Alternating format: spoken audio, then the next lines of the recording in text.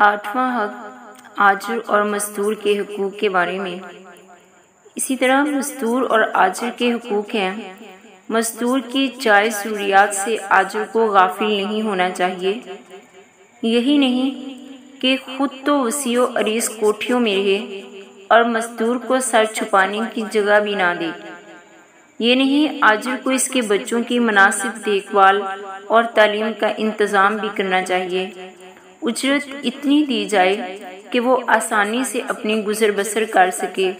سیدنا عبداللہ بن عمر رضی اللہ عنہما روایت کرتے ہیں، نبی کریم صلی اللہ علیہ وسلم نے فرمایا، آتوا الاجیر اجرہ قبل ان یجف عرقہ، مزدور کی مزدوری اس کا پسینہ خشک ہونے سے پہلے ادا کر دو۔ سیدنا ابو ہریرہ رضی اللہ عنہ بیان کرتے ہیں، نبی کریم صلی اللہ علیہ وسلم نے فرمایا، اللہ تعالیٰ کا فرمان ہے، ثلاثۃ انا خصمہم یوم القیامہ، قیامت کے دن میں 3 آدمیوں سے جھگڑوں گا۔ رجل آتا بی ثم غدر، ایک تو اس شخص سے جس نے میرے نام پر عہد کیا پھر اس کو توڑ ڈالا۔ ورجل باع حرا فاکل ثمنہ، دوسرا اس شخص سے جس نے آزاد انسان کو فروخت کیا۔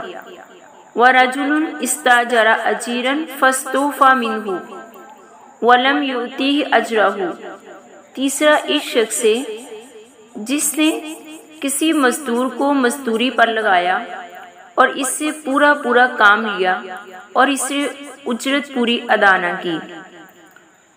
تو حقوق العباد میں یہ بہت اہم حقوق ہیں کہ مزدور کو مزدوری اس کا پسینہ خشک ہونے سے پہلے ادا کی جائے۔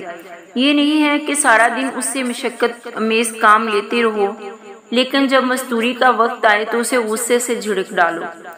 ایسا نہ ہو کہ مزدور آپ کے ڈر کی وجہ سے کچھ مانگ ہی نہ سکے اور کہیں اس کی